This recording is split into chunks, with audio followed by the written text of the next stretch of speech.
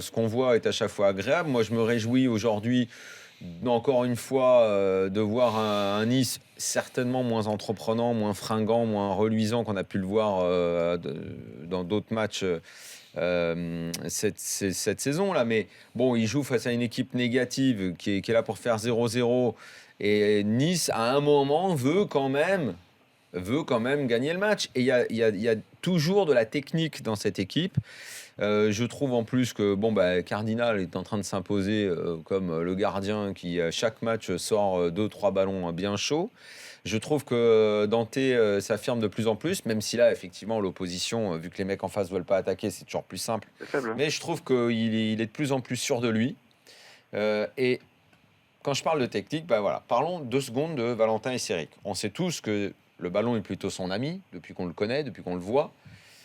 Et on l'a vu à Saint-Etienne. Et à chaque fois qu'on l'a vu jusque-là, on était toujours un peu frustrés. On dit, on sent que ce gars-là, il y a quelque chose, il aime bien le ballon, il a de la technique. Mais c'est bien la preuve que quand tu joues dans une équipe qui veut gagner les matchs, qui joue un peu plus haut, où il peut y avoir des soutiens, des appels et des attaquants à qui donner le ballon, le joueur technique, il est toujours plus à l'aise. Et je suis content de voir qu'un mec comme Esséric, tu pouvais douter de lui parce que tu disais ouais mais est-ce que c'est un mec technique, mais bon tu lui voyais faire tellement de mauvais matchs.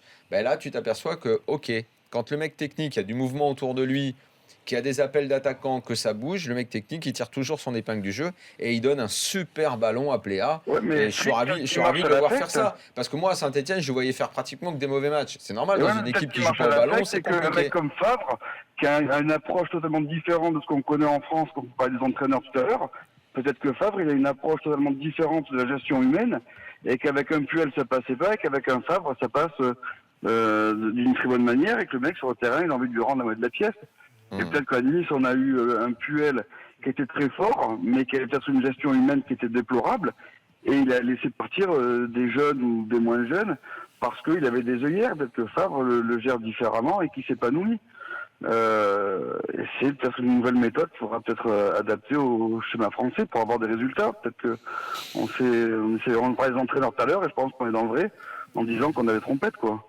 Il y a un truc qui sera révélateur et qui va sans doute gêner Nice, c'est effectivement l'enchaînement des matchs, des déplacements. Ça va être important, et Favre disait après Schalke qu'il n'avait pas assez de joueurs. Là, pour le coup, c'est l'inverse de Rennes, c'est où ils veulent dégraisser. Lui, il voudrait un peu plus de joueurs.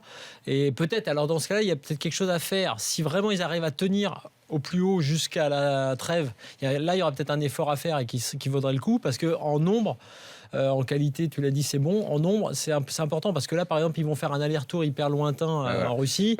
Tu ressors crevé de ces trucs-là. Ce match-là, il joue Krasnodar. Jeudi. Ouais. J'attends de voir ce que ça va donner. S'ils n'ont pas joué là, je pense que Belhanda, Balotelli vont jouer. Ce match-là, on a vu donc Nice depuis le début de la saison. On est content de les voir. C'est assez réjouissant. Contre Schalke, qui a perdu 5 matchs en Bundesliga, ils se sont fait ouvrir.